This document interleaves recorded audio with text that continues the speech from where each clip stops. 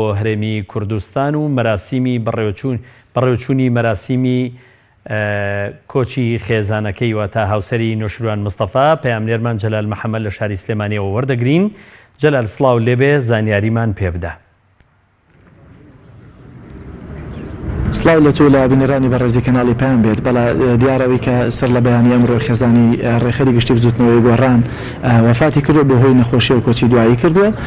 دیارە لە هەشتاوێکەوە هاوسەری نوشیروان مستەفا بووە تا بە ئەمڕۆ و ئەوەی کە لی چاوەڕوان دەکرێت لە دوای وفاتی خێزانی ڕێخەری گشتی بزوتنەوەی گۆڕان لایەنە سیاسیەکەیەتی کە زۆرێک لە چاودێرانی سیاسی و تەنانەت خەڵکیش ئێستاوای لێ هاتووە چاوەڕێ دەکا لە پرسەکان لە هەندێک کاتە کە پرسەی بەرپرسانی سیاسی لێ دەکەوێتەوە. لەو کاتەیە بەستەڵەکە سیاسیی کە لە هەرێمی کوردستانە هەیە ئەم بەستەڵەکە سیاسە بشکێت ئەگەرچی لە ئێستادا هێشتا خودی ڕێخەری گشتی بزوتنەوەی گۆڕان لەگەڵ دوو کوڕەکانی نەگەشتونێتەوە هەرێمی کوردستان و لێرە ئەوەندەی کە لەگەڵ کەسوکاری خێزانی ڕێخەری گشتی بزوتنەوەی گۆڕانە گفتوگۆم کردووە چاوەڕێ دەکەن باز لە هاتنەوەی دوو کوڕەکەی دەکەن بەڵام هێشتا نەمبیستووە بڵێن چاوەڕێ هاتنەوەی کاک نوشیروان دەکەن لەبەرەوەی ئەمڕۆ کاتژمێر 4 لە بەخاک دەسپێرێت بەڵام پرسەکەی هەڵدەگیرێت بۆ ئەو کاتێک کە کوڕەکانی بگەنەوە هەرێمی کوردستان. ئایا بەیانی یا دوو بەیانیە هەر کاتێکی تر بێ هەر کاتێکیان گەشتنەوە هەرێمی کوردستان ئەو کاتە پرسەی بۆ ساز دەکەن. منەوێ لێرە لەگەڵ ڕێخەری گشتی لەگەڵ بەرپرسی جواتی گشتی بزوتنەوەی گۆڕانە زیاتر گفتوگۆ بکەم لەسەر ئەوەی کە ئایا کاک نوشیروان بەتەما هەیە بگەڕێتەوە هەرێمی کوردستان بۆ ئەم پرسەیە کەی دەگەڕێتەوە و خەڵکێک چاوەڕوانی لەوە دەکەن کە بۆ نمونە ئەم پرسەیە ببێتە هەوێنی ئاشتینەوە لایەنە سیاسیەکان ئێوە خۆتان چاوەڕێەوە دەکەن کە بەرپرسانی لایەنە سیاسیەکان بەتایبەتی لە پارتی دیموکراتی کوردستان کیان بێتان پرسەوە ئەم بەستەڵەکە سیاسی کە ئێستا هەیە بشکێنرێت.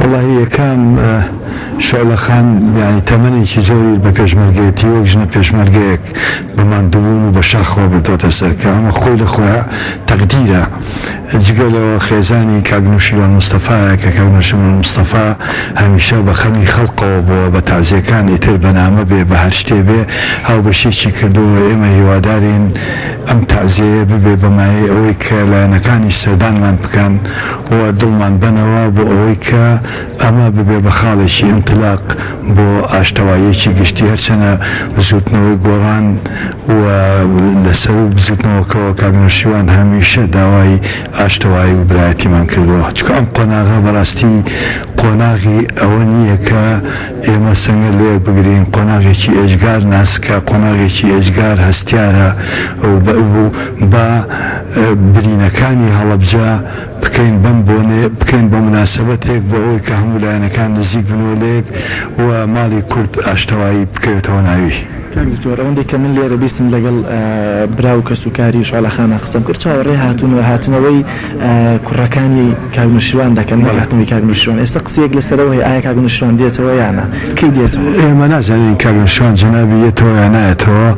گرنگ ئەوەیە کە ئەم ماتەمینە ئەمە ببێ بە مناسبەیە کە خاڵێکی ئاشتی لێرەوە دەست پێ بکات. بەڵام بۆچی هەمیشە ئێستاوای لێ هاتووە لە هەرێمی کوردستانە دەبێت چاوەڕێوە بکەین کەسێکی نزیکی بەرپرسەکان وفات بکە لە پرسەکەی ببێتە هۆکاری ئاشتەوایی نێوان لایەنە سیاسیەکان؟ وەڵای لای من مۆزە و قەزە بەرپرسوانە نییە چکە ئەمە ژنێکی پێشمەرگە بوو ژنی پێشمەرگەش بووە و ئەوە نەبووە کە وەک فەخفەخەوە ئەمانەوە هەر ئافرەتێکی ئاسایی ژیاوە و هەرواش مردووە و لەبەرەوە قەزی ئەوە نیە ژنی مەسئول و ئەوانە بێت، ژنی پێشمەرگە بۆ خۆشی پێشمەرگە بووە.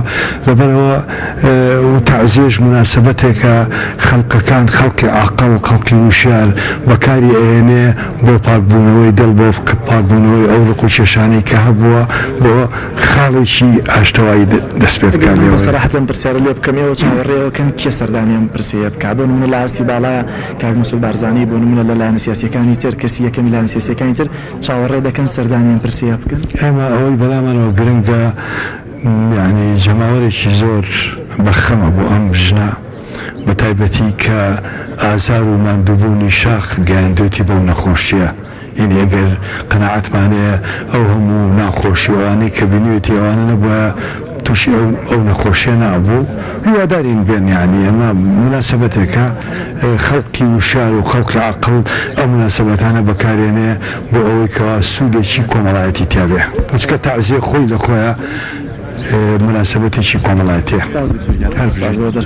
بەخشی دیارهای بەختیارەمەوە ناژە بکەم کە لە ساڵی 1970ەوە لەو کاتەوەی کە شعلەخان بووە هاوسەری نوشیروان مستەفا ڕێخەری گشتی و زوتنەوەی گۆڕان لە هەموو خەباتی شاخە لە دەرەوەی شار بە شاخەکانەوە هەموو لە تنگانە و لە نەهامەتی و لە سەرسەختیەکانە هاوشانی خودی نوشیروان مستەفا بووە لە دەرەوە لە ناوی شارەوە بتا بە ئەمڕۆ کە بە ئەمڕۆ گەیشتووە ئەگەرچی لە دوای مردنی ناوی شعلەخان کەوتووەتە سەر زمانی زۆرێک لە خەڵکی بەڵام دیارە خاوەنی خەباتێکی زۆرە. ئێستا من لە بەردەم ماڵەکەیەوەدام و چاوەڕێی هاتنەوەی تەرمەکەیەکن لە نەخۆشخانەوە بۆ ئێرە و لێرەشەوە بۆ مزگەوت لێرەشەوە بۆ ناشتن کە پرسەکەی دەکات ناشتنی مەراسیمی ناشتنی تەرمەکەی دەکاتە 4 ئێوارە. جەلال محەممەد پەیامنێرمان زۆر سپاس.